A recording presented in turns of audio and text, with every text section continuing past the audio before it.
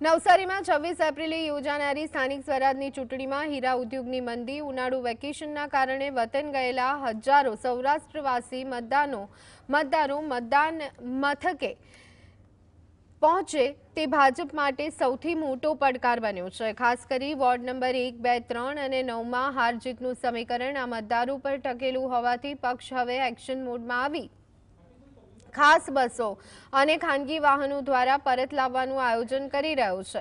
ઉમેદવારો વતન પહોંચો અભિયાન હેઠળ વ્યક્તિગત રીતે સંપર્ક કરી રહ્યા છે।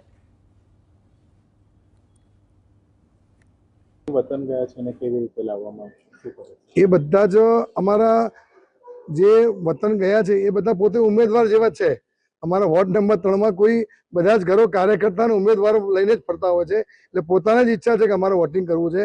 લગભગ એ એમની રીતે જ વ્યવસ્થા કરી અને પોતપોતાના ગામથી એક દિવસ માટે અને પાછું કામ પતાવીને પણ એ આવી બધા સાથે મળી અને એક સરસ માઇક્રો પ્લાનિંગ આયોજન દ્વારા આ ચૂંટણી વ્યવસ્થાનું એક નિખાલસ અને સરસ આયોજન અમે કરેલું છે।